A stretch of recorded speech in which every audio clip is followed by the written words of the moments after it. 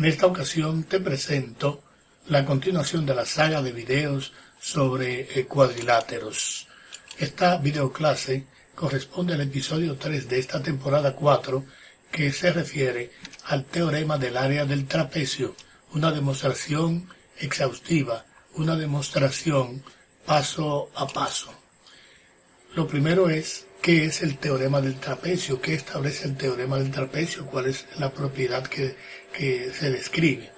Y llegamos a concluir que el área de un trapecio se calcula multiplicando la altura por la suma de las bases y dividiéndolo entre 2. Es una forma de leer la expresión que es el algoritmo de este teorema del trapecio. Aquí les dejo en forma de condicional la expresión, el enunciado del teorema en base a un escenario que hemos descrito. Entonces aquí tenemos en forma condicional el teorema, donde vemos la expresión simbólica que el área de un trapecio es igual a la mitad de la altura por la suma de las bases, o lo que es lo mismo, a un medio de la altura por la suma de las bases. Bueno, todo el mundo puede interpretar esta expresión simbólica de lo que... Bueno, comenzamos. La demostración que vamos a hacer es una demostración exhaustiva, una demostración formal. Así que vamos a tener la hipótesis y la tesis del teorema. Mediante esta expresión condicional podemos identificar fácilmente lo que es la hipótesis, que es lo que está entre sí, y entonces, como ya dijimos anteriormente, este es el antecedente de esta proposición y la tesis es el consecuente. Así que lo establecemos, lo vamos a formalizar aquí escribiendo la hipótesis y escribiendo la tesis. Ahí está formalizado el teorema del área del trapecio. Así que vamos entonces al siguiente momento de la demostración del teorema, que es la demostración propiamente dicha, en base a este escenario y todo esto. Entonces aquí tenemos la demostración y lo primero que debemos hacer es ver qué es lo que queremos obtener, a dónde queremos llegar. Ya sabemos que la tesis es a dónde queremos llegar. La demostración es el proceso, la cadena de razonamientos que, partiendo de la hipótesis, llegamos a la tesis. Esa es una forma, una demostración particular, ¿no? Vamos a ver entonces la demostración. ¿Qué necesitamos para llegar a esta expresión de que el área de un trapecio es igual a la mitad de la altura por la suma de las bases? Esta expresión nos recuerda lo que es el algoritmo para calcular el área de un triángulo. Por tanto, debemos tratar de establecer aquí, de descubrir triángulos en esta expresión, en este escenario. Para ello recordamos que con la diagonal podemos hacerlo, pero vamos a hacerlo directamente antes de ponernos a teorizar nada más, sino que se vea en la medida en que vayamos dando los pasos. La demostración: primero establezco la diagonal. ¿Para qué? Para descubrir los dos triángulos. Así que voy entonces a formalizar en la demostración mediante un esquema que es donde en una columna voy a colocar las proposiciones, los razonamientos, y en la otra columna voy a dar la justificación de la veracidad de esos razonamientos. Vamos a hacerlo. Entonces aquí está. Tendríamos las proposiciones y tendríamos el fundamento de veracidad. ¿Por qué es esa proposición verdadera? Así que comenzamos estableciendo lo que es nuestro escenario. Cuadrilátero MNPQ, aquí. Recuerden que el cuadrilátero, no vamos a detallar esa parte, es un trapecio cualquiera por hipótesis. Esa es la razón, el fundamento de que esto es verdadero. Ya no lo voy a recalcar más, sino que lo vamos a asumir en todo el desarrollo del teorema. Aquí tenemos que se puede decir entonces que esa diagonal ha dividido el cuadrilátero en dos triángulos.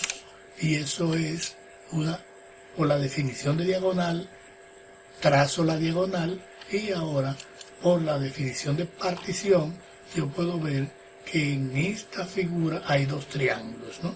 Aquí tendríamos que el triángulo, el cuadrilátero MNPQ es igual al triángulo MNP unión el triángulo MPQ.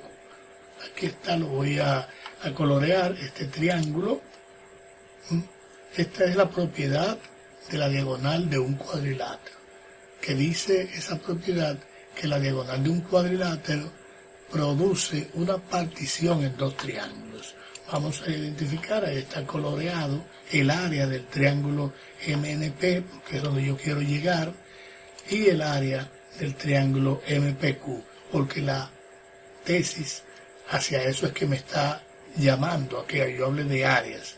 Entonces ya tengo la área, si he dado una partición, la suma de las áreas es igual a la figura particionada, ¿no? Entonces puedo decir esto, que el área del cuadrilátero MNPQ es igual al área del triángulo MNP más el área del triángulo MPQ, como aparece en el escenario descrito. ¿Por qué puedo afirmar esto? Bueno, porque si de una partición, la propiedad de la partición o de la unión de conjuntos de una partición me permite hablar de sus cardinales, que son en este caso las áreas. Las áreas.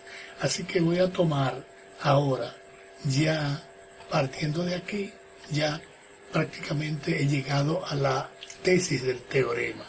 Solo bastaría sustituir lo que es área de cada triángulo por su expresión algorítmica. Así sería. Voy a tomar el primer triángulo, lo van a ver ustedes, no voy a detallar tanto, ya tengo este triángulo aquí, entonces voy a hallar el área de ese triángulo. ¿Cómo? Trazando lo que es la base y trazando lo que es la altura.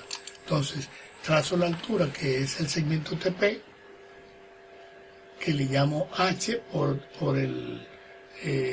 la hipótesis. La perpendicular trazada desde un vértice al lado opuesto se llama altura en un triángulo. Así que por definición de altura, yo puedo trazar esta altura TP. TP es la altura del triángulo MNP. ¿Qué necesito además? Identificar la base. La base es MN, el segmento MN. Eso, aquí está, le voy a llamar B, como le llamé en la hipótesis, ¿no? Entonces aquí tendríamos que el segmento MN es la longitud B, es la base del triángulo MNP.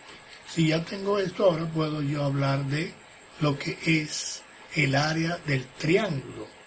El área del triángulo, que por lo que llamamos el algoritmo del área de un triángulo, ese es igual a un medio de la base MN o la altura TP. Voy a escribirlo en función de estos símbolos que tengo en la hipótesis para que sea más claro, ¿no? Así que yo voy a tener esta expresión. Bueno, eso mismo voy a hacer con el triángulo MPQ. Así lo voy a hacer y voy a hacer lo mismo. Voy a trazar la altura. En este caso tendríamos que auxiliarnos de un segmento que sería la prolongación del lado PQ para que trazando la perpendicular desde M encuentre a este lado PQ, que sería la prolongación de él. Vamos a hacerlo, ¿no? Entonces ahí seríamos, ya trazo la prolongación del lado PQ, que es el segmento QK. El segmento QK es la prolongación del lado PQ o segmento PQ. Entonces ahora trazo la diagonal perpendicular desde el punto M, que es lo que define la altura. Así que la altura es la perpendicular desde un vértice al lado opuesto. Ya está trazada la altura que le llamé MN, vamos a decirlo aquí formalmente. MK es igual a H, que le llamé H aquí en la hipótesis del teorema. Es la altura del triángulo MPQ. Si ya yo tengo la base, que es PQ, vamos a ver la base, identificar la base. Y tendríamos que, bueno, primero descubro que MK es igual a TP. Aquí descubro que MK es igual a TP. ¿Y por qué eso? Porque las perpendiculares a rectas paralelas tienen la misma longitud o son perpendiculares. Si una perpendicular a una recta paralela también es perpendicular a la otra recta paralela, y entonces son iguales. Luego ya yo tengo la base que es PQ, que le llamé B en la hipótesis del teorema, y por eso puedo hallar en lo que es la expresión del área del triángulo MPQ. Si la puedo establecer, entonces, ya identificada la base, tendría el área del triángulo MPQ, que es igual a la base PQ por MK, que es la altura. Aquí lo establezco mediante los símbolos que he utilizado en la hipótesis para llegar más rápido o más claro a la demostración del teorema. Yo tengo aquí el área de este triángulo y ya conseguí en el paso anterior, en el proceso anterior, conseguí el área de MNP. Así que ya teniendo las dos áreas, basta sustituir aquí por esos valores y ya tengo la tesis del teorema. Fíjense aquí, sustituyendo esta expresión en esta expresión de lo que es la tesis del teorema, llego a la expresión de 1/2 de la base mayor por la altura más 1/2 de la base menor por la altura. Aplico un proceso algebraico aquí que es el de factorización, o lo que es la multiplicación indirecta, ¿no? Donde yo voy a buscar los factores, yo le llamo multiplicación indirecta, no inversa, indirecta. Así tendríamos que los factores comunes en 1/2 y h. Lo saco aparte y tendríamos entonces la expresión que es definitivamente la tesis del teorema, que es lo que queríamos demostrar. Hemos llegado a la tesis, que era donde queríamos llegar, a la meta, y ya tenemos el teorema demostrado sin que tenga ninguna falla en el proceso de razonamiento que hemos aplicado.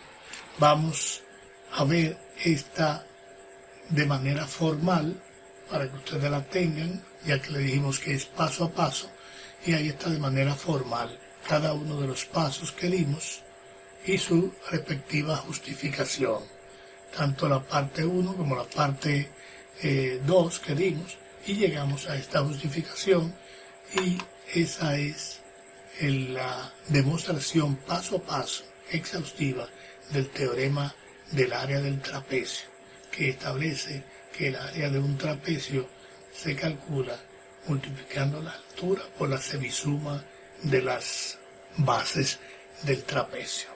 Bien, si les gustó esta demostración, denos un like y nos veremos en el próximo videoclase, donde estaremos ofreciéndole la demostración de último teorema de esta saga de videos sobre los cuadriláteros.